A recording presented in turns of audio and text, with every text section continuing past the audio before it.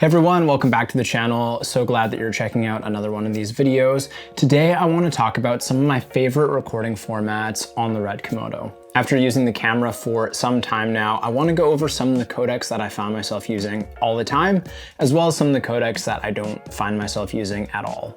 The Red Komodo offers several different recording formats in both RAW and ProRes, ranging from 6K, 5K, 4K, 2K, and 1080. These are a little bit different for Red RAW to ProRes, and so I'll go over that in a little bit more detail. First, let's go over Red RAW, which is the whole reason that you're probably buying this camera, the whole reason I bought this camera, and the resolutions that are offered are 6K, 5K, 4K, and 2K. Under those, you have various options for cropping. The default is 17:9, that is the full sensor. From there, you also have options for widescreen as well as 16:9.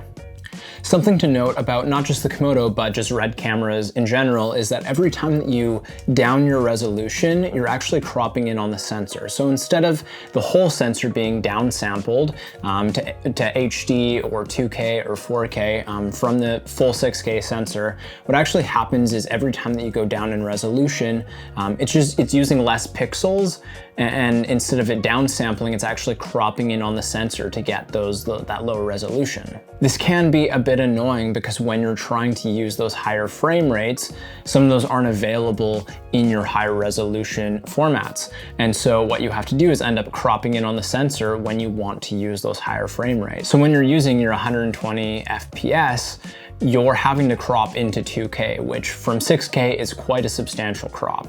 The other file format that's offered with the Komodo is ProRes, both 422 and an option for 422 HQ. HQ being a little bit more of a high quality setting. The resolutions available in ProRes are 4K, UHD, 2K, and HD. Some really good news when you're shooting in ProRes, this is something that I was actually wondering about, is that when you shoot in ProRes, specifically when you shoot in 24 frames in ProRes, your image will downsample. And so even though ProRes is only 4K, it's actually downsampled from that 6K sensor. And the same applies to UHD, 2K, and HD.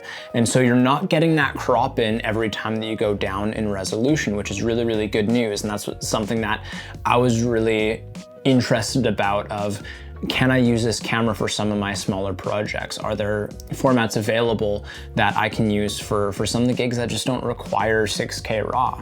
The downside is this only applies to when you're shooting in 24 frames per second. As soon as you start bumping up that frame rate, the same rules, so to speak, that we dealt with in RAW apply to ProRes. So when you start going to those lower resolutions in those higher frame rates, it's going to start cropping in on the sensor again, which I was a little bummed about. I wasn't 100% sure if that was going to happen or not, and it does. It does do that. Maybe that's something that can be fixed in upcoming firmware updates. Red, if you're listening, please add this in. I understand why in Red RAW you have to have that crop in, but it would be nice to have a format where you don't have to have that for your higher frame rate. So if there's a way to add that in a firmware update, that would be greatly appreciated. When it comes to slow motion, the Komodo can shoot 6K up to 40 frames, it can shoot 5K up to 50 frames, 4K up to 60 frames, and 2K up to 120 frames. So with all that said, let me briefly talk a little bit about what formats I use the most.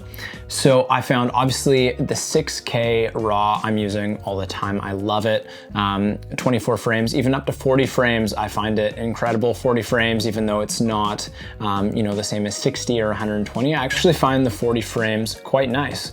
And I could see myself using it a lot for weddings or for sequences that are supposed to be a little more dreamlike. I also find the 5K at 50 frames quite good. And I find this, when it comes to slow motion, this is probably the setting that I'm going to be using the most.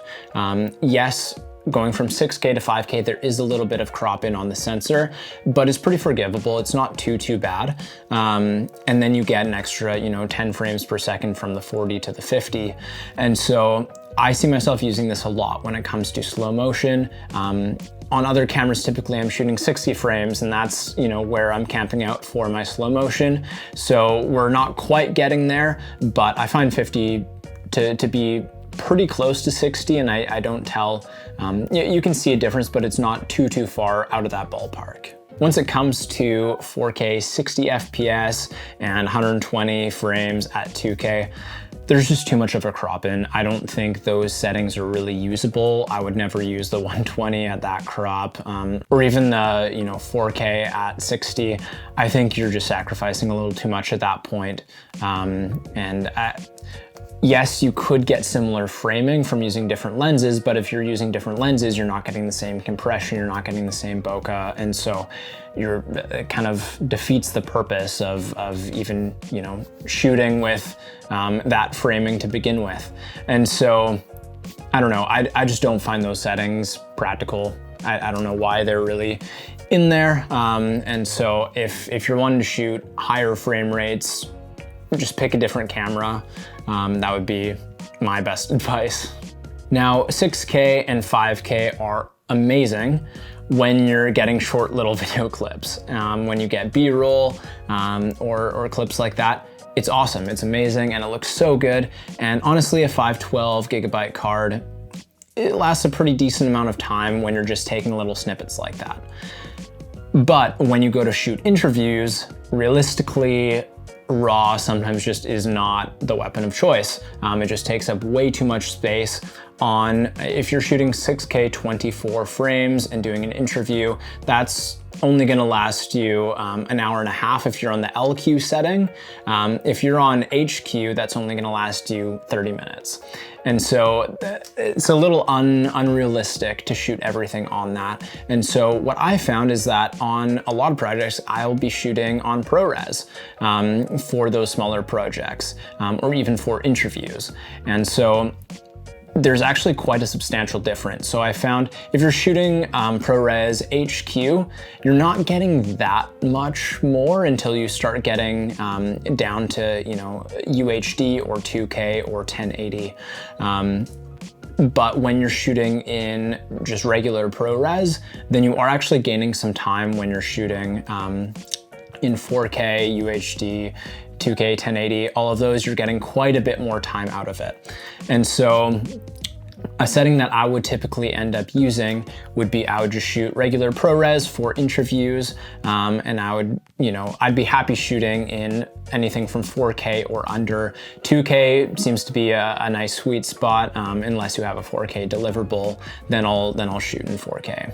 The main reason that I would try to shoot for 2K rather than 4K is that there is a huge time difference in how long you can record. So if you're shooting at UHD, you're gonna get about 3 hours out of a 512 gigabyte card. If you go down to 2K, then you get about 8 hours. And then if you go down to HD, you get about 9 hours. And so I found that 2K was great because you're getting a slightly higher resolution than 1080, but you're not actually compromising that much record time with that. Whereas once you get up to UHD or 4K, then it's quite a substantial difference in how much record time you can actually get on those cards. Under the Red RAW, there are 3 settings that you can choose from: LQ, MQ, and HQ. Now, the way that Red describes it, these aren't quite as simple as, low quality, medium quality, and high quality, because the low quality setting is still quite high. It's still substantially, high quality. And for a lot of scenarios, LQ is going to be more than enough.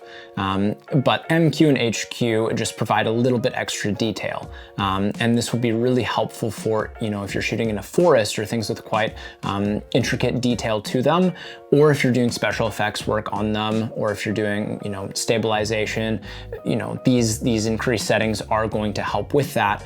But, visually, you're not going to see a huge difference between LQ and HQ, especially if you're doing interviews or something where, the background and things in your shot are quite static. For me, I found that LQ for most scenarios was, more than enough.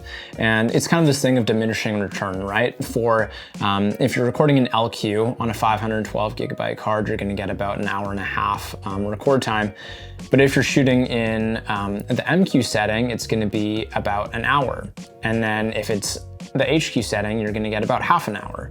And so for a little bit more detail, you're getting substantially lower record times out of it. So I found the best setting for me is LQ. I get a good amount of time out of my card, and the quality is still, incredible, and it's amazing. And especially, once your image is going through YouTube compression or Vimeo or, whatever you're posting it on, honestly, I don't think you're gonna see a huge difference between LQ and HQ. So there you have it. Those are some of my favorite settings on the Red Komodo. Hopefully that gives you a little bit of insight into what's available record format wise on this camera, and helps you make a bit more of an educated decision if this camera is for you or if it is not. So make the decision that's right for you. This camera is not going to be for everyone. If you're someone that shoots a lot of slow motion, that's primarily what you do, this camera probably isn't for you. For me, slow motion sometimes makes its way into my workflow, but more often than not, I'm shooting things in 24, or if not, 50 frames is more than enough for me. And so this camera is perfect for me. If you're just looking for overall best image quality and not shooting a lot of slow motion, this camera, I would say, is one of, if not the top on the market right now in its price range. If you enjoyed this video, if you found it helpful, go ahead and give it a like, subscribe to the channel, and that just enables me to make more videos like this that hopefully are just as helpful for you. So I'll see you next time. Peace.